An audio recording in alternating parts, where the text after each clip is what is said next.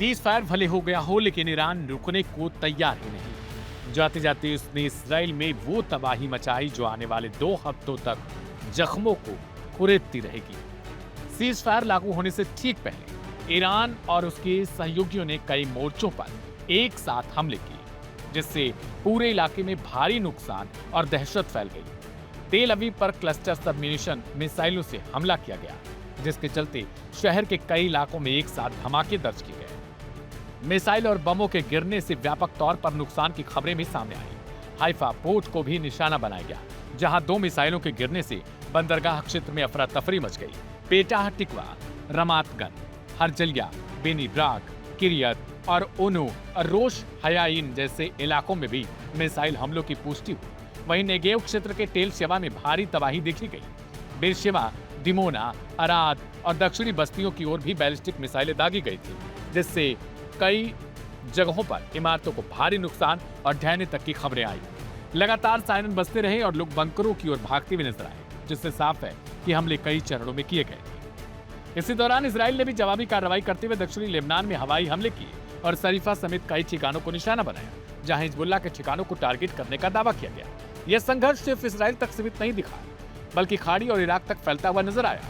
Reports के मुताबिक Iran और उसके सहयोगियों ने अमेरिका और उसके सहयोगी देशों के ठिकानों को भी निशाना बनाया, जिससे बहरीन, कुवैत, यूएई और कतर, सऊदी अरब में धमाकों की खबरें सामने आई। सऊदी अरब के प्रिंस सुल्तान एयरबेस और जॉर्डन के मुआफिक सॉल्टी एयरबेस के आसपास भी खतरे की स्थिति बनी रही। इराक में बगदाद के कैंप विक्ट्री और एरबिल के अमेरिकी ठिकानों को भी बार बार हमले किए गए। हालांकि कई हमलों को एयर डिफेंस सिस्टम ने हवा में रोकने का दावा किया। ईरान ने यह भी दावा किया कि उसने तेहरान और होर्मुजगान के ऊपर कई अमेरिकी ड्रोन, जिनमें MQ-9 जैसे ड्रोन शामिल हैं, उनको मार गिराया। इसके साथ ही औद्योगिक और रणनीतिक ठिकानों को भी निशाना बनाए जाने की खबरें हैं। ईरान के अराक और मशहर में हमलों के बाद नुकसान की सूचना है, जबकि यूएई की हमशन गैस फील्ड में आग लगने की खबर सामने आई। कुर्दिस्तान क्षेत्र के सुलेमानी में भी धमाकों की आवाजें सुनी गई। यानी साफ है कि सीज फायर से ठीक पहले यह जंग अपनी चरम पर पहुंच चुकी थी और हर मोर्चे पर हमले किए गए। और फिर अचानक हालात बदलते हैं। ईरान के सर्वोच्च नेता मुस्तफा खामेनेई ने सेना को गोलीबारी रोकने का निर्देश दिया। अमेरिका और ईरान के बीच 2 हफ्तों के सीज फायर पर सहमति बनी और इजराइल ने भी युद्ध रोकने पर हामी भर दी।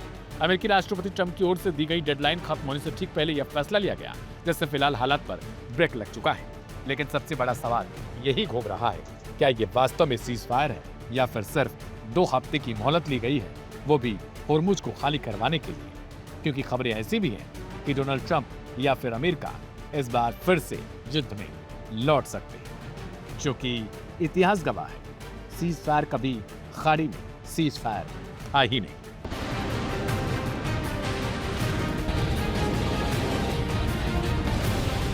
मध्य पूर्व में जारी भीषण तनाव के बीच अमेरिकी राष्ट्रपति डोनाल्ड ट्रंप ने घोषणा करते हुए ईरान के साथ 14 दिनों की युद्ध विराम का ऐलान किया।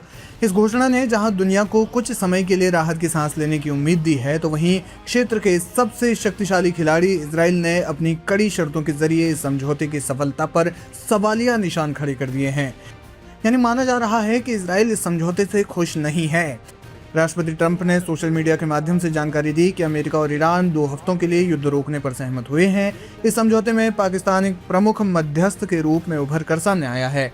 समझौते के तहत ईरान ने वैश्विक व्यापार के लिए जीवन रेखा माने जाने वाले स्ट्रेट ऑफ होर्मुज को फिर से खोलने और अमेरिका और उसके सहयोगियों पर हमले रोकने का आश्वासन दिया है।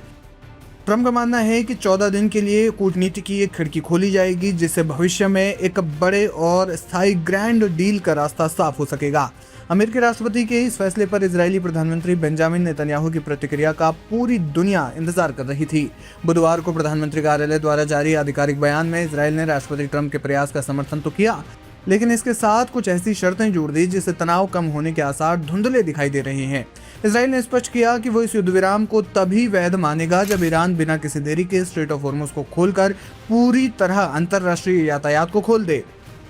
ईरान और उसके द्वारा समर्थित गुट अमेरिका, इजरायल और क्षेत्र के अन्य देशों पर सभी प्रकार के हमले तुरंत बंद कर दे। इस घटनाक्रम का सबसे विवादित पहलू लेबनान है, जहां पाकिस्तानी प्रधानमंत्री शहबाज शरीफ ने दावा किया कि युद्ध विराम लेबनान सहित सभी मोर्चों पर लागू होगा। वहीं इजरायल ने इस दावे को सिरे से खारिज कर दिया। इजरायल के बयान में साफ कहा गया है कि वह लेबनान पर हमले बंद नहीं करेगा। नेतन्याहू सरकार का मानना है कि हिजबुल्लाह के खिलाफ उसकी सैन्य कार्रवाई इसराइल की सुरक्षा के लिए नॉन नेगोशिएबल है और इसे ईरान के साथ हो रहे किसी भी अस्थायी समझौते की भेंट नहीं चढ़ाया जा सकता। इसराइल की क्या है चिंताएं? इसराइल के सुरक्षा विशेषज्ञों का मानना है कि 14 दिनों का युद्ध विराम ईरान के लिए ऑक्सीजन की तरह काम कर सकता है। इसराइल को डर है कि इस शांति काल का उपयोग ईरान अपने नष्ट हो चुके सैन्य ठिकानों को दुरुस्त करने और हिजबुल्लाह और हमास जैसे संगठनों को नए हथियार सप्लाई करने में करेगा। नेतन्याहू लगातार चेतावनी दे रहे हैं कि ईरान कूटनीति की मेज का इस्तेमाल अपने परमाणु बम बनाने के अंतिम चरण को पूरा करने के लिए कर सकता है। हालिया खुफिया रिपोर्ट्स में दावा किया गया है कि ईरान के शांति प्रस्ताव के फारसी और अंग्रेजी संस्करणों में अंतर है, जिससे इसराइल का अविश्वास और गहरा गया है। डोनाल्ड ट्रंप का यह कदम उनकी शांति के जरिए शक्ति की नीति का हिस्सा माना जा रहा है। हालांकि इसराइल का लेबनान पर हमले जारी रखने का फैसला इस युद्ध विराम की नींव को कमजोर कर सकता है। अगर लेबनान में हिंसा जारी रहती है तो ईरान के लिए युद्ध विराम की शर्तों पर टिके रहना मुश्किल होगा। वर्तमान स्थिति ये है कि दुनिया एक ऐसे मोड़ पर खड़ी है जहां एक तरफ ट्रंप की मेक अमेरिका ग्रेट अगेन वाली कूटनीति है और दूसरी तरफ इसराइल की अपनी अस्तित्व की सुरक्षा की जंग। अगर अगले 14 दिन में स्ट्रेट ऑफ हॉर्मुज़ में जहाज सुचारू रूप से चलने लगते हैं तो दुनिया के लिए यह बड़ी राहत की बात होगी, लेकिन अगर लेबनान में बमबारी जारी रहती है तो युद्ध विराम महज एक कागजी समझौता बनकर रह जाएगा। कुल मिलाकर इस युद्ध विराम से इजराइल असहज महसूस करता हुआ दिखाई दे रहा है।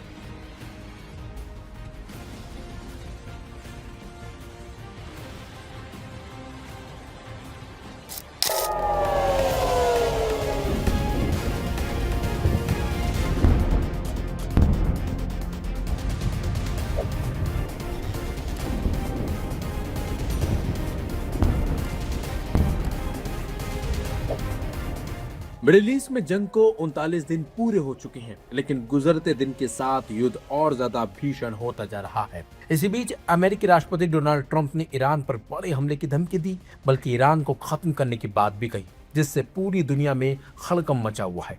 हर कोई सिर्फ यही सोच रहा है कि अमेरिका आखिरकार अब क्या करने वाला है। और तो और अमेरिकी राष्ट्रपति डोनाल्ड ट्रंप ने ईरान को धमकी दी है कि अगर उसने डील नहीं की और हुर्मुज समुद्री मार्ग नहीं खोला तो ईरान पर इतने हमले करेंगे कि वह पाषाण युग में चला जाएगा।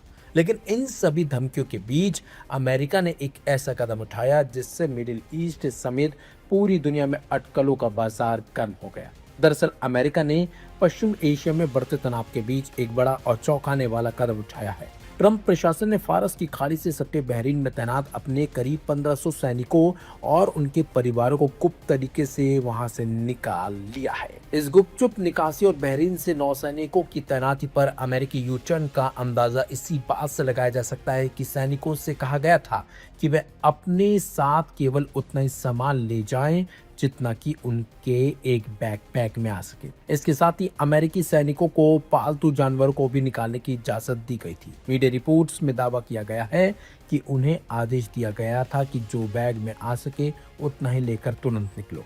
रिपोर्ट्स के मुताबिक यह निकासी ईरान के मिसाइल और ड्रोन खतरों के बीच की गई है। सैनिकों को वहां से निकलने के लिए कोई लंबी तैयारी का समय नहीं मिल सका। उन्हें सिर्फ एक निर्देश मिला, बैग पैक करो और निकलो।